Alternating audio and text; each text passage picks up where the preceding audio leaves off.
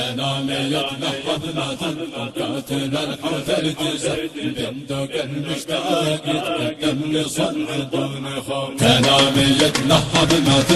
قاتل الحوت الجزر بندق المشتاق يتقدم لصنع دون خوف ودم عرقي جف والجيش له صفا بصف فيناك يا صنع بنغمة الآيات والقروب والله لا ينزف ونادي جيش صادق لا حلف سنبيلهم يعصف وسيده من سكن وسط الكهوف إنا عليهم تحت وجنود العمالة ترتجف إذ هابت الموقف وهاب الجيش قد صف الصفوف أرواحهم تخطف وفي صراح بعد المنتصف إيدانها يشهد دحر المعتدي رغم الضروب قدم ولا ترأب وخلي راسهم وسط الهدف كبر عليهم واحتمل ضربات من بين الكتب دام الهمم نلتف ونكسر خشامه من وقف بالمدفع الميدان والحوزه وانواع الخصوم يا كل من حلف وقتل في يمنا واختطف بكل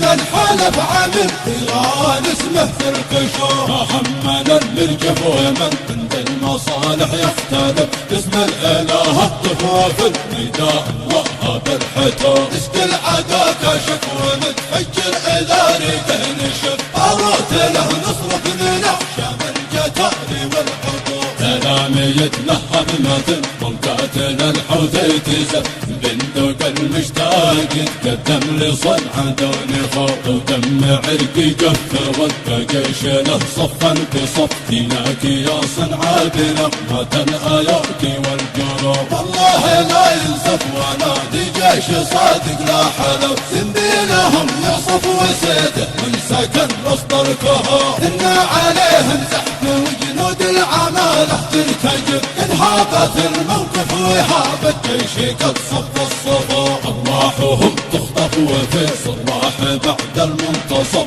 إيدانها يشهد دحر المعتدي رغم الضروب قدم ولا ترأب وخلي راسهم وسط الهدف كبر عليهم واحتمل ضربات من بين الكتب دام الهمم نلتف ونكسر خشامه من وقف بالمدفع الميدان والحوزه وانواع الخصوم يا كل من خالف وقتل في يمنا واختطف بكل من حلف عامل إيران اسمه في الكشوف محمد المرجف ومن عند المصالح يختلف اسم الإله الطفوف الميدان وهب الحتوف اسك العدا كشف ومتفجر إذا ريده نشف أروت له نصرف من أحشام الجتار والحقوق أروت له نصرف من أحشام الجتار والحقوق